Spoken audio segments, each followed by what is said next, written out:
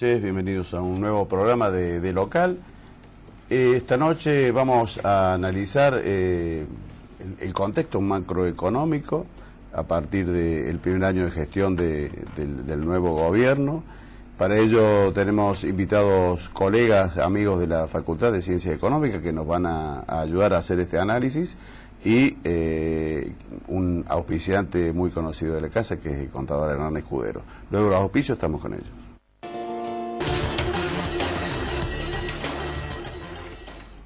¿Qué tal, Fabián? Buenas noches, ¿cómo estás? ¿Qué tal, Hugo? Muy buenas noches. Como hacía referencia en la presentación, vamos a analizar la macroeconomía en estos primeros 12 meses de la gestión de Mauricio Macri al frente del Ejecutivo Nacional.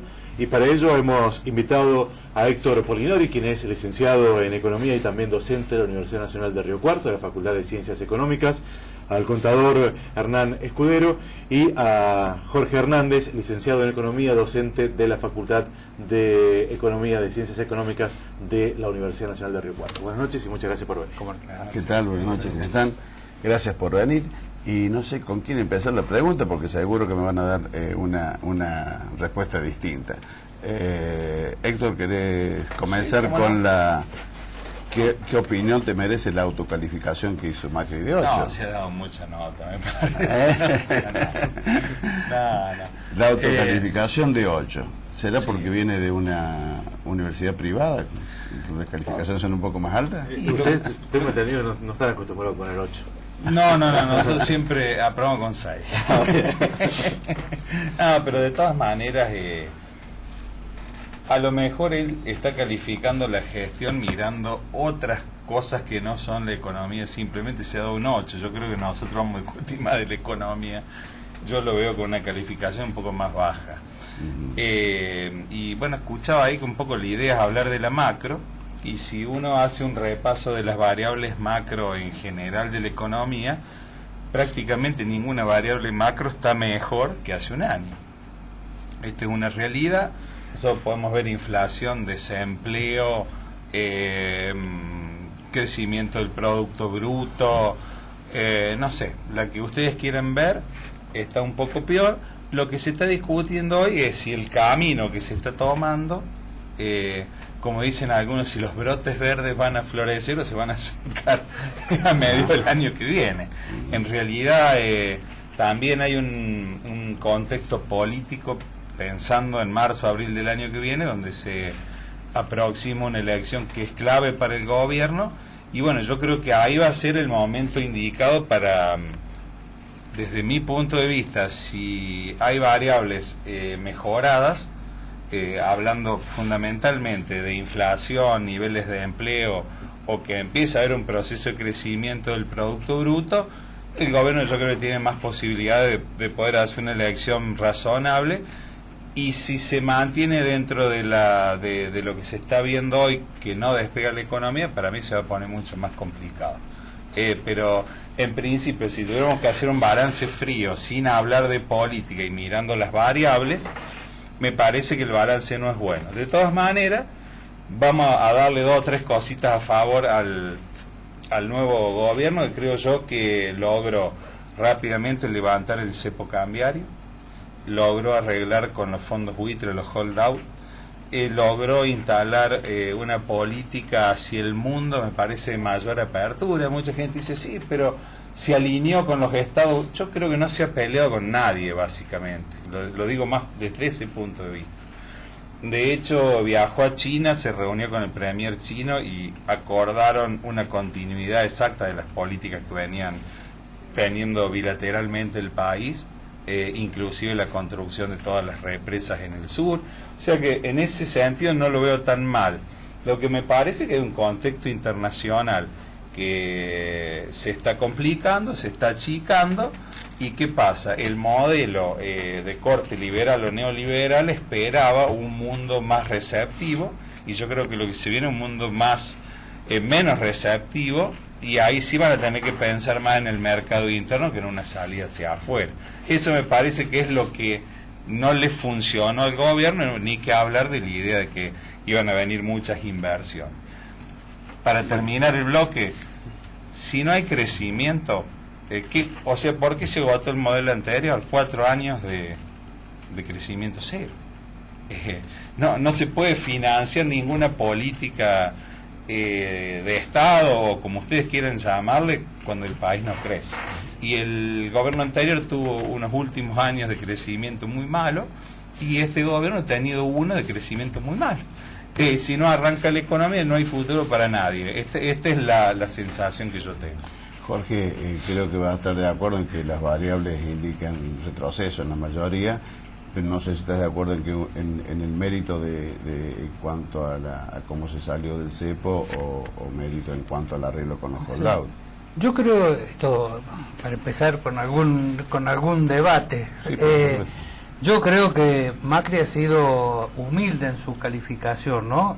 Yo creo que, visto el objetivo de las políticas, de los proyectos neoliberales en general en la América Latina, y en particular la matriz teórica, ideológica y de intereses que representa la coalición que encabeza Macri, ¿sí? Han tenido una gestión muy próxima al 10, ¿sí? Macri se pone un 8 porque se ve que le debe haber dado un poco de pudor ponerse un 10, ¿sí? Porque este gobierno, uno esperaba, y así lo dijimos antes de que asumiera, que los objetivos centrales de este gobierno iban a ser una fuerte redistribución, como dice un amigo y colega, Gustavo Busso, una redistribución del ingreso de abajo hacia arriba y de adentro hacia afuera. Y esto es lo que se ha verificado con una contundencia muy notable, ¿no? Muy notable. La distribución del ingreso ha sufrido un cambio que los economistas decimos regresivo, porque ha ido ingreso de abajo, de las clases más perceptores de ingresos menores, hacia los perceptores de mayores ingresos. Y por otro lado, cuando uno mira la fuga de dinero, no solo la fuga, sino cuando uno suma la fuga de dinero a el dinero que se va por motivos que son un poco más legales, como remisión de utilidades, cancelación de pasivos en el exterior, encuentra que hay un fortísimo crecimiento de migración de divisas del país hacia el exterior, ¿no? Y esto es lo que nosotros veníamos suponiendo que iba a suceder, y que en ese sentido, la verdad, ha sido la política muy exitosa. Ha sido muy exitosa. Está generándose desde el punto de vista macroeconómico una situación que es bastante compleja, ¿no? La que se deriva de el creciente endeudamiento y los compromisos ya inmediatos que este crecimiento de la deuda está teniendo, ¿no es cierto? Yo creo que es bastante conocido la situación de que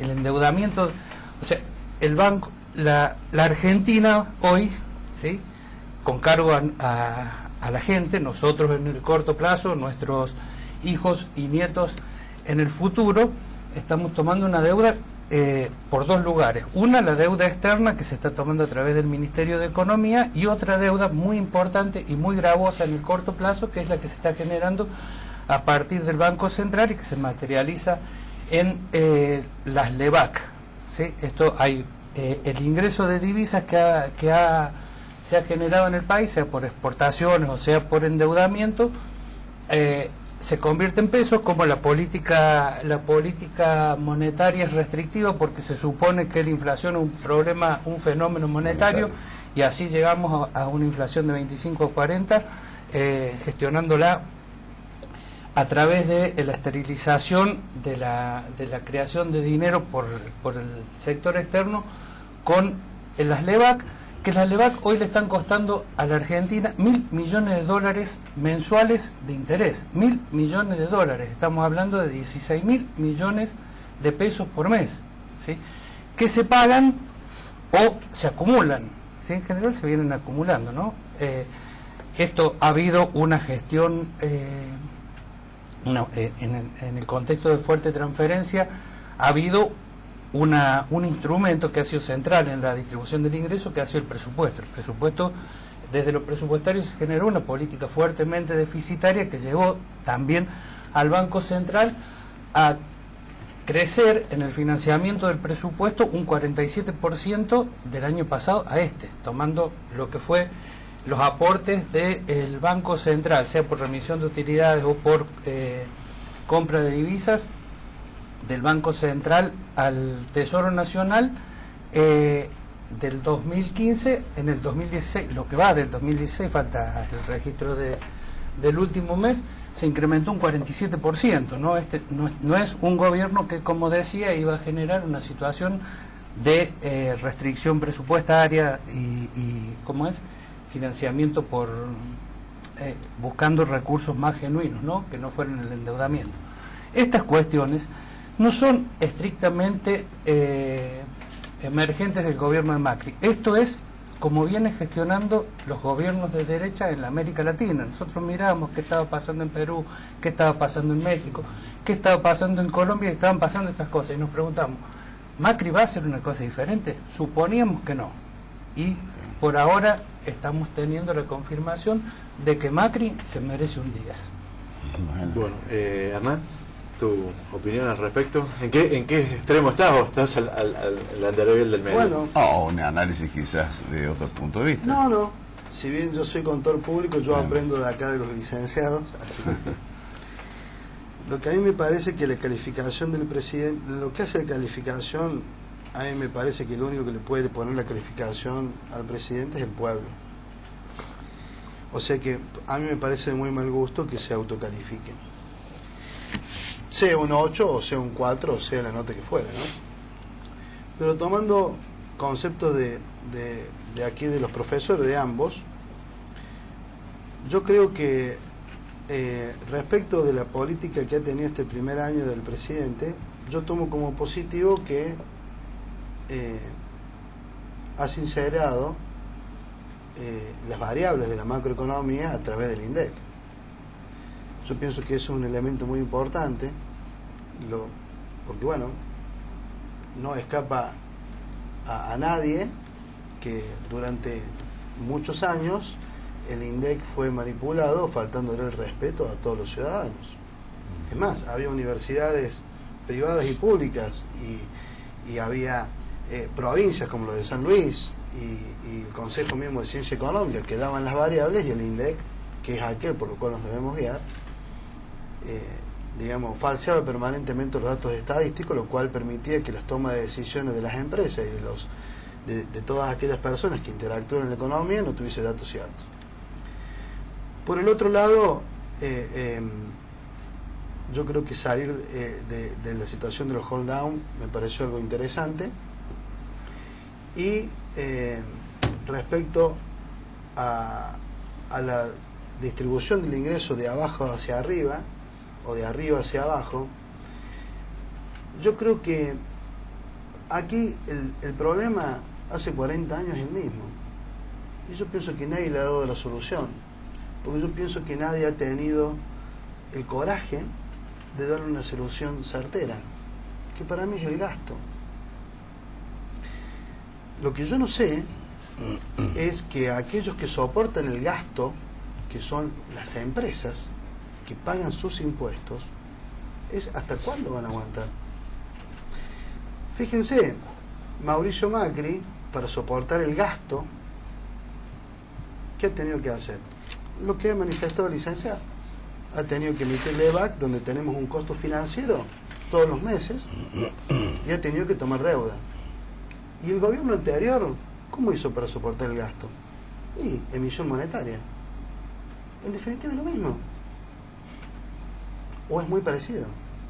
Acá, hasta que no venga un funcionario que diga vamos a bajar el gasto público, no vamos hacia ningún lado. Cuando una persona gasta en su casa más del ingreso normal, porque se sobrepasa o se sobregira en su chequera o en su tarjeta de crédito, bueno, tiene dos salidas: o se presenta en concurso o en quiebra, o sale a tomar deuda, pero alguna solución le tiene que dar. Pero la solución sana, ¿cuál es? Reducir los gastos. Cuando entró el presidente Macri, se santeó un montón de empleados públicos. Digo un montón como un concepto muy vago porque no recuerdo cuántos eran. El intendente de Río Cuarto también se santeó un montón de personas. Pero tanto el presidente Macri como el intendente de Río Cuarto tomaron otro tanto de personas, con los mismos sueldos o con mayores sueldos. Entonces, mientras el gasto público no baje, no va a haber nadie que pueda solucionar el problema de este país. Tenemos un Estado sobredimensionado, un Estado que no sabe lo que gasta. A ver, decíamos recién, tenemos una distribución del ingreso al revés. Bueno, pero se acaba de aprobar en el Congreso 30.000 millones de pesos para política social. Ahora, yo pregunto, está muy bien que pensemos en esa gente, o en ese grupo, o en ese estrato social, que no tiene para salir hacia adelante y le tenemos que asignar una partida presupuestaria. Ahora, ¿quién piensa en el señor acá de Ucacha que tiene que seguir tirando la leche? ¿Hay alguna asignación a través del Ministerio de Agricultura, Ganadería y Pesca para que no tire la leche? ¿Quién piensa en el señor de las manzanas del sur que sigue tirando las manzanas? Y esos son los señores que con sus impuestos pagan los 30.000 millones de pesos que asignamos a la distribución del ingreso de arriba hacia abajo. Entonces aquí el problema es el gasto, el problema es cómo se financian. Los liberales emiten deuda y los populistas le dan a la maquinita, con el agravante que aparte se quisieron quedar con la maquinita. Con un acta, había un escribano en Río Cuarto, que ya no vive más, que me sabía decir, bueno, hay dos formas de robar, con una 9 milímetros o con un acta de directorio. Bueno, la maquinita se la quisieron llevar con un acta de directorio. Entonces lo que yo creo es que si queremos ser serios, bueno, el blanqueo. Acaba de entrar al Poder Legislativo un proyecto del Frente Renovador diciendo que todas aquellas personas que tengan bienes en el exterior y no prueben ante la Administración Federal de Ingresos Públicos que esos bienes generen una renta, se le va a cobrar un impuesto del 0,75%. Le acaban de introducir un puñal al blanqueo. Ahora, la foto que se sacó Prat Gai con el señor, que no me acuerdo el Leu, no recuerdo el apellido del representante en aquel momento de los Estados Unidos en la República Argentina, respecto de la información que va a brindar los Estados Unidos a la República Argentina respecto de los bienes situados en el exterior. Los gobiernos, sea el color que sea, ¿pensarán que los argentinos no nos instruimos? ¿Pensarán que los argentinos no leemos? ¿O pensarán que los empresarios no tienen asesores en el exterior? Estados Unidos nunca va a informar nada. Si en el año 48 no quisieron firmar el Pacto de los Derechos Humanos, ¿qué nos hace pensar que van a informar la plata de los argentinos que hay en el exterior? Si lo peor, que el paraíso fiscal más grande que hay en el mundo es Estados Unidos. Encima que hay argentinos que dicen, bueno, está bien, vamos a blanquear. Vamos a decir, la plata que tenemos en el exterior, ¿la podemos dejar en el exterior? Sí, lo podemos dejar en el exterior. Con una ley emitida del Congreso de la Nación. ¿Podemos blanquear los inmuebles que están en Punta del Este? Sí, los pueden blanquear. Paguen el impuesto y formen parte del patrimonio. ¿Podemos blanquear si tenemos departamento en Miami? Sí, pueden hacerlo. Los asesores tributarios le decimos, señores, entren en el mercado formal, blanqueen. Y ahora, con un puñal, introducen un proyecto que van a gravar con otro impuesto una vez que blanqueen. O que, bueno, es un proyecto, ¿no es cierto? Pero el blanqueo termina el 31 de marzo. Entonces, todas aquellas expectativas que tenemos hacia cambio de conductas, nosotros mismos retrocedemos, no aprendemos más. Entonces, lo que él decía, el licenciado lo que decía, que no va a pasar hacia nuestros hijos, nuestros nietos, y que yo creo que tenemos que ser viscerales en las conductas. Mientras no demostremos ser serios, y no demostremos ser un país serio, donde vayamos hacia una sola línea, no vamos a lograr el crecimiento que él está pidiendo, y que pedimos todos. Bueno, tenemos que marcar la pausa y lo vamos a despedir a Jorge, bueno, pero con una reflexión final, fundamentalmente. ¿Cuál es la expectativa que tiene hacia adelante? Y si la culpa te le gasto también. No, un poco tomando el tema central, ¿no es cierto?, que es la preocupación de todos, que es el crecimiento. experiencias que ha habido, sobre todo en la historia argentina, de proyectos de liberalización y de regulación de la economía, siempre han estado acompañados con malos resultados en términos de crecimiento, sea por la tasa de crecimiento promedio que generan en el transcurso donde las políticas se implementan, o sea por la tasa de variación de las son más débiles en la tasa de crecimiento y muy inestables los proyectos que generan, ¿no? Y esto bueno, no es una cosa que debiera sorprender, que fuera a repetirse la historia. Uno no encuentra elementos que pudieran hacer que las expectativas sean diferentes. Y con relación a lo del gasto público, uno encuentra, ¿no es cierto?, países que tienen diferentes niveles de gasto público, que en general los niveles de desarrollo más elevados están concomitantes con niveles de gasto público muy importantes en participación del PBI, ¿no es cierto? Esto con niveles de control y de control de gestión y de eficiencia en los procesos productivos que ofrece el Estado, que son altos, ¿no es cierto? Casi ningún país con gasto público bajo está teniendo, en la historia del capitalismo, puede mostrar buenos resultados para sus sociedades, ¿no? Sí, parece que Hernán hace más referencia a cómo se gasto, ¿no? Pero bueno, muchas gracias, Jorge. Gracias por visitarnos, porque tenés una agenda apretada hoy, tenés otro compromiso previo. Sí, es un compromiso y postergable. te vamos a liberar. Muy bien, muchas gracias. Muchísimas gracias. Nosotros marcamos la pausa, ya regresamos. Nuevo bloque de local. Recién hacíamos referencia en el primer bloque sobre la situación del gasto público, el gasto fiscal. Es preocupante. ¿De dónde se surge, Polinori, el crecimiento del gasto durante esta gestión, o ya es una cuestión de arrastre?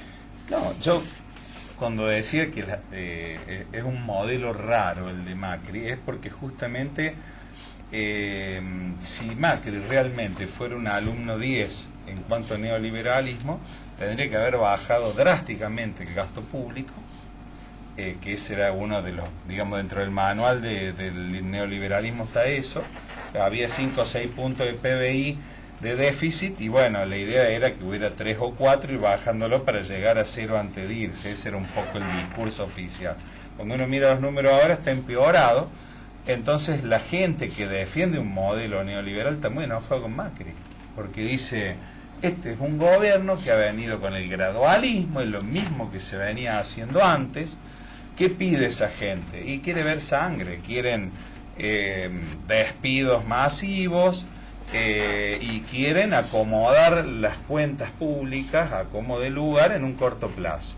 Y yo creo que Macri ya tuvo 2 retrocesos, retrocedió con el tarifazo y ahora tuvo que, no sé si retrocedió, pero hay una nueva realidad en la política argentina.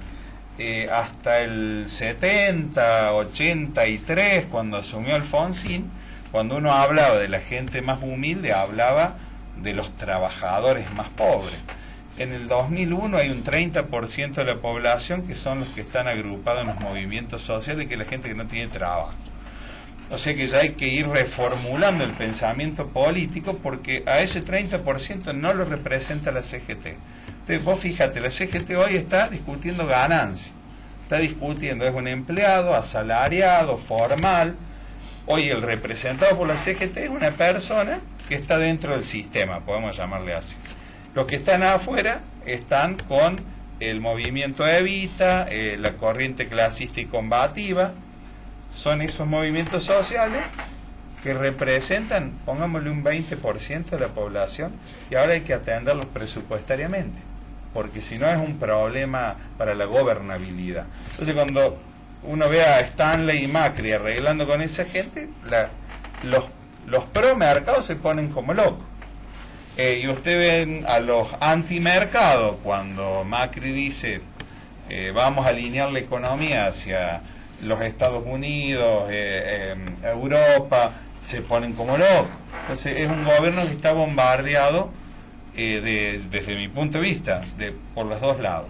Y yo creo que Macri lo que está haciendo es una persona, ustedes saben que viene de la empresa, o sea, es una persona más pro mercado, pero está mirando la gobernabilidad. Es lo mismo que hace Vidal en la provincia de Buenos Aires. Sí.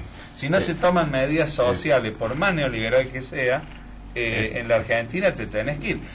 Está mirando y está mirando el año que se viene, que es electoral. Claro, pero Hugo, fíjate, te doy un caso porque que yo no es futuro. comparto esa visión tuya en cuanto a que es un gobierno liberal, pero con medidas keynesianas. Claro. Hay una mezcla de política, pero me parece de que la mezcla inclusive y la política social que acaba de encarar viene con premios electorales para el año que viene, ¿no? Claro, pero a ver, para que tomemos una dimensión, acá se destituyó a una presidente por haber hecho un manejo de un manejo irregular presupuestario. Ustedes imagínense destituir a una presidenta elegida constitucionalmente por algo que nosotros tenemos que estar todos presos acá en la Argentina.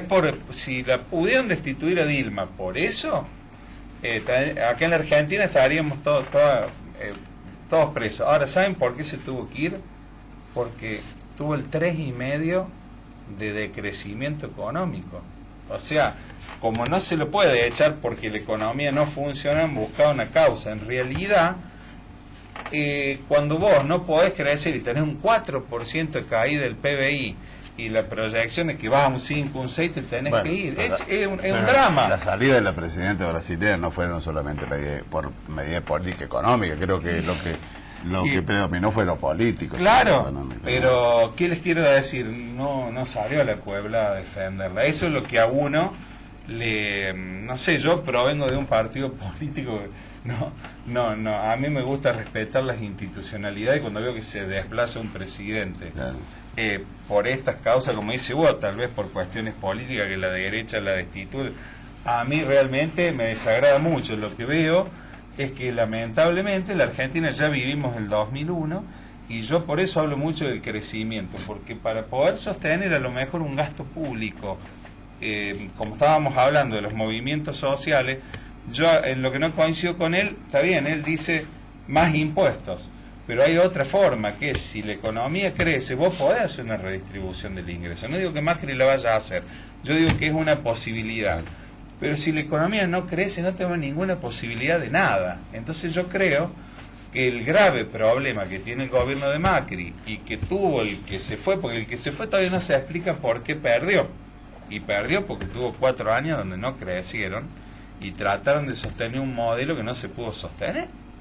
Y el que está, si el año que viene no arranca la economía, yo creo particularmente que no va a ganar las elecciones, la va a perder. Ahora, ¿cuál es la impronta que quiere, o la última que quiere Macri generar la política en cuanto fiscal? Es la disminución drástica, está diciendo que va a tener una disminución importante en el gasto público, y considera, digamos, desde ya el incremento en la recaudación impositiva. Y claro, es que para disminuir el déficit fiscal de la única manera que puede llegar a traer inversiones. De otra manera, pero si inversiones. No hay crecimiento, no va a haber recaudación impositiva. Claro, pero lo que pasa es que la apuesta a pero es que está apostando al crecimiento. Claro, pero el otro modelo era en base al aumento del consumo. Si ustedes agarraban la demanda agregada, decían, bueno, le ponemos más plata a la gente demanda más, la industria se sostiene, era como un círculo virtuoso. Lo que pasa es que la más plata a la gente provenía de la emisión monetaria.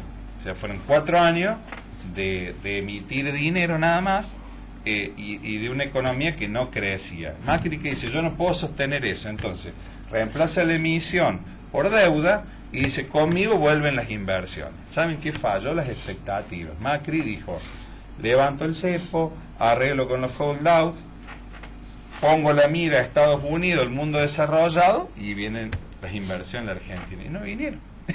Entonces, más que un shock de mercado, el mercado le dijo que no. Y eso es lo que va a tener que revertir en este momento, pienso yo. Después, tanto que le critican la rebaja de retenciones, es la única política que hoy ha permitido a la Argentina, por lo menos, mantenerse desde mi punto de vista. A lo mejor otro economista diría que no. Me parece que Ahora- tiene un rol ahora el campo ha bastante... tenido un rol muy importante. No sé, Hernán, ¿qué opinas vos? Vamos a marcar la pausa, ¿puede ser? Bueno, ¿O querés dejar la dejamos pregunta? la pregunta y te- Sí, ¿qué sí. opinas, Hernán, vos? Porque creo que se viene un avance del control fiscal sobre los contribuyentes. Eso lo respondemos después de la pausa. Bien, continuamos con el análisis macroeconómico y te había hecho una pregunta, Hernán, sobre si también tenés expectativas en que el organismo fiscal controlador tenga mayor presión impositiva sobre los contribuyentes a partir del 2017 Yo entiendo que sí. Después para de- financiar esto que decíamos, ¿no? Bueno, justamente para poder financiar todo lo que venimos diciendo, el 31 de marzo, que culmina el plazo final, hay plazos de la moratoria, perdón, del blanqueo, Blanqueo. que el 31 de diciembre del 2016 cierra un plazo del blanqueo. Y el 31 de marzo culminan todos los plazos del blanqueo y de la moratoria.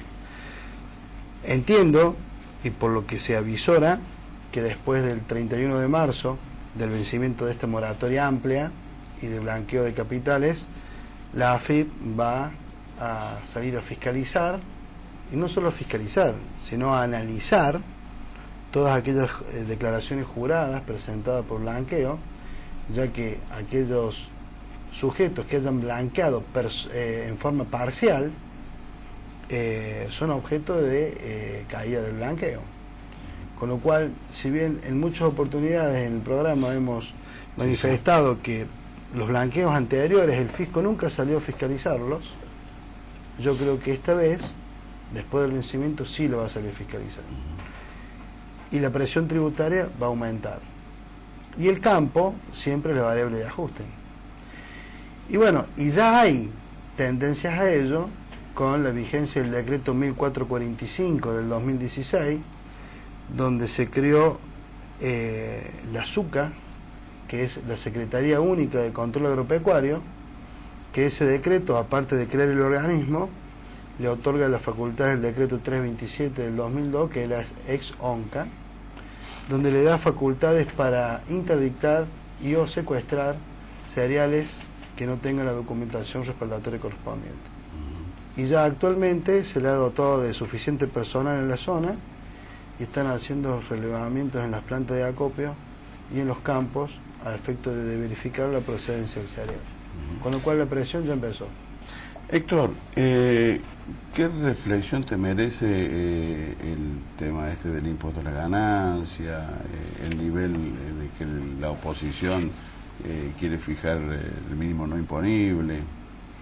Y la reflexión que me queda es que Macri, como ustedes vieron, que ahora repiten a cada rato la promesa de campaña, que conmigo los trabajadores no van a pagar, no ha cumplido. Y los que imponen el proyecto ahora con subas de mínimo no imponible y de alícuotas son los que no quisieron bajarla. También podríamos poner un montón de placas cuando hablábamos de la insolidaridad de los trabajadores que más ganan para con los trabajadores que menos ganan. A mí me parece que es un tema complicado, porque cuando uno le toca los recursos al Estado, es muy complicado. En un país como la Argentina, como hablaba él, donde el gasto público, en vez de bajar, tiende a subir. Hoy escuchaba a algunos gobernadores que les implica 1.500 millones de pesos menos de recaudación, y dicen, nosotros tenemos los gastos, los aguinaldos que pagar y no vamos a tener los recursos. Y creo entonces que la única salida que queda, si realmente todos queremos ser solidarios, la única es ampliar la base y que pague todo el mundo ganancias y mucho menos de lo que se está pagando ahora. Pues en el corte estábamos hablando que un trabajador, un docente universitario que gane 30.000 pesos, no es mi caso, yo no pago ganancias por la universidad, pago por otro lado, pero vamos a ponerlo así, digamos, para que la gente entienda. Un docente que gana 30.000 pesos por mes tenga que pagar 6.000 pesos de ganancia, a mí me parece una barbaridad, porque me da la sensación que con ese ingreso uno alcanza a estar por encima de la línea de pobreza, y nada más en este país. Entonces digo, a lo mejor lo que se tendría que hacer en vez de que pague 1,5 millones de trabajadores, y bueno, que paguemos todos un poquito, una contribución de impuesto a las ganancias. Ese sería mi punto de vista, como para hacer algo que no perjudique puntualmente a un sector. Pero sería muy regresivo que los de ingresos más bajos también paguen. No, yo digo que de los que ganan este nivel de ingreso como estamos hablando hoy, que están pagando el 30%, o sea, si vos llegás a 30.000, 35.000, sí. entras con una alícuota del 30%. Lo que me parecía bien del proyecto del gobierno era que, si bien no subía mucho el mínimo, levantaba mucho las escalas. Entonces, a lo mejor hoy alguien que cobraba 35.000 pesos pagaba 1.500 pesos por mes. Es que el impuesto que no es lo mismo que 6.000. El impuesto se hace ¿Cómo? Progresivo justamente con la modificación de las escalas y no del mínimo no Claro, imponible.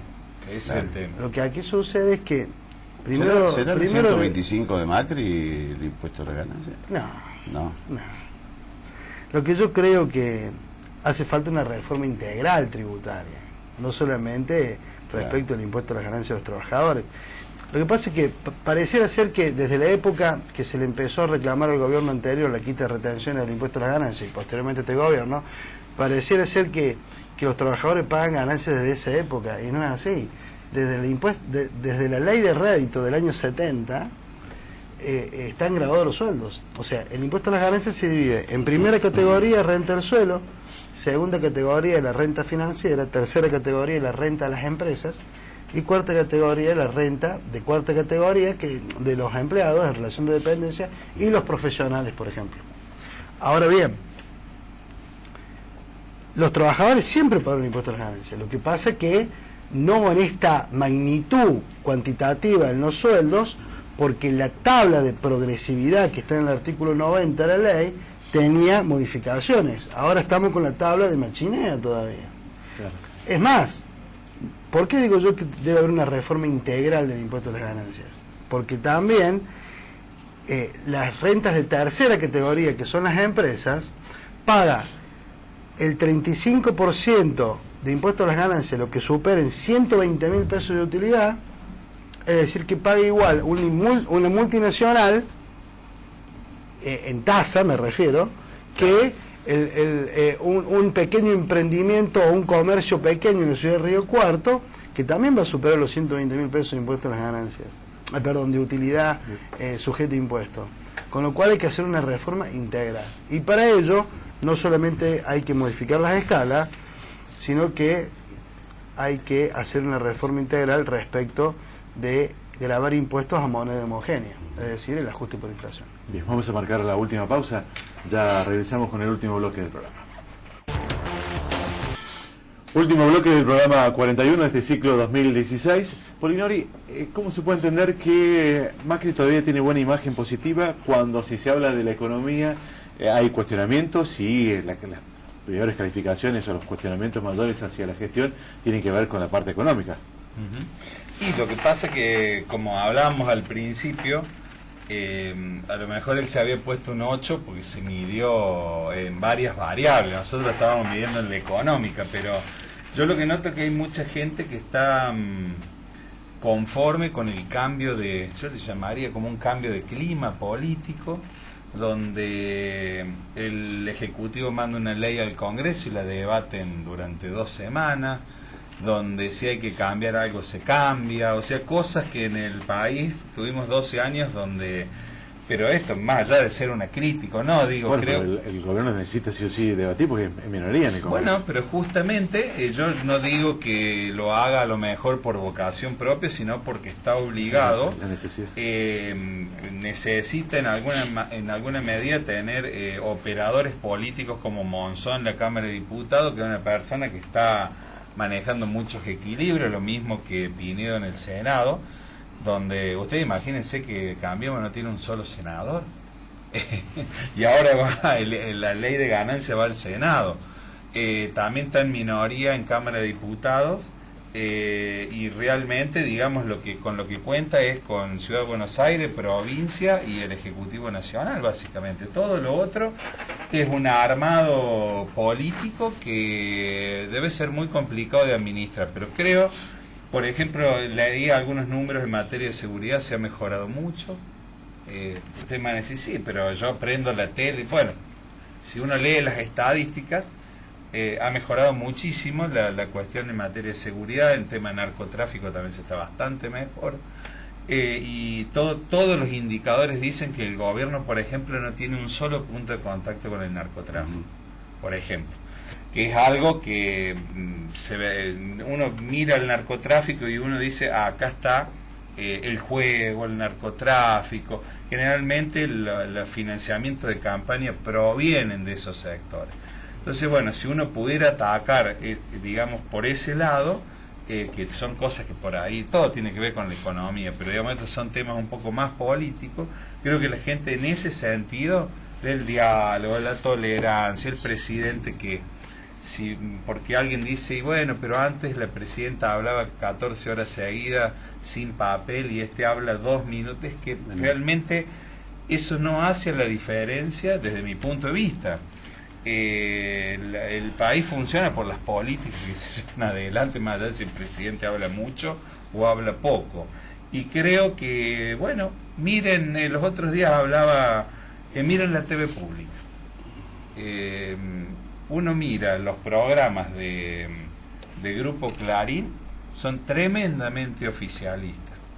Y mira C5N y son tremendamente antioficialistas, por dar 2 ejemplos. Y uno mira la TV pública y ven debates donde invitan a 4 legisladores, uno del Frente para la Victoria, un radical, un Cambiemos. A mí me da esa sensación, que en donde el Estado ha podido ser más pluralista, al gobierno le va mucho mejor. Y ahí puede estar de que todavía, a lo mejor en economía le ponen un 4 y en imagen le ponen un 7. Esto es lo que creo. Convengamos que de la forma que ganó, con el 50% de los votos, es decir, no solamente a favor, sino también en contra, sabíamos todo de que no iba a ser fácil gobernar para Macri. Pero, bueno, por otro costado, Hernán, esto es alta la presión impositiva o es una opresión impositiva allá en Argentina, porque es complicado, ¿no? Porque no solamente los impuestos, quienes están en la parte formal y formalización en su totalidad se complica, sino también además hay que sustituirlo por controlar seguridad privada cuando la seguridad la estás pagando a través de los impuestos. En algunos casos hasta educación, hasta salud. Hay un montón de factores o de recursos que uno los está pagando a través de los impuestos, de los servicios también que debería hacerse cargo del Estado, y además los tiene que contratar de manera privada. Bueno, lo que yo creo es que lo que intenté decir antes cuando hablábamos un poco del gasto público, este debe ser uno de los países donde menos se cuida al contribuyente. Si uno ve otros países, se cuida el dinero del contribuyente. Aquí, lo hemos reiterado en varias oportunidades, tenemos prácticamente la misma presión tributaria que Suiza, y no recibimos los beneficios que debe recibir el ciudadano respecto a justicia, educación y salud. Evidentemente los country, la seguridad y la salud privada deben ser abonados por la clase media y la clase media alta por la falta de esos servicios. Y déjame abonar, Inglaterra bajó sus impuestos. Inglaterra bajó sus impuestos. Yo no creo que la República Argentina baje los impuestos porque no vamos a poder sustentar el gasto. Lo que yo sí creo, de acuerdo a lo que decía acá el licenciado, es que bueno, vamos a tener que gravar nuevas rentas, por ejemplo el juego. O sea, el dinero que evidentemente va a faltar en recaudación de 4ª categoría, por lo que se está debatiendo ahora, o lo que se va a debatir en el Senado, para no gravar al trabajador, va a tener que ser sustituido con nuevos ingresos. Lo que perjudicaría al país, evidentemente, sería si Macri nuevamente se endeuda para financiar el gasto público. Está bien, pero debemos buscar una nueva renta. Lo tenemos que hacer muy bien, si no se puede ir a la clandestinidad del juego. Bueno, eso sí, con los controles adecuados. Se nos agotó el tiempo. Muchas gracias por venir. Gracias. Se van a llegar a un presente del programa, como viene ocurriendo para todos nuestros invitados, un Malbec de Supermercado Sana, así que muchas gracias. Hugo, nos despedimos. Hasta la próxima semana con el último programa. Hasta la próxima semana. Gracias.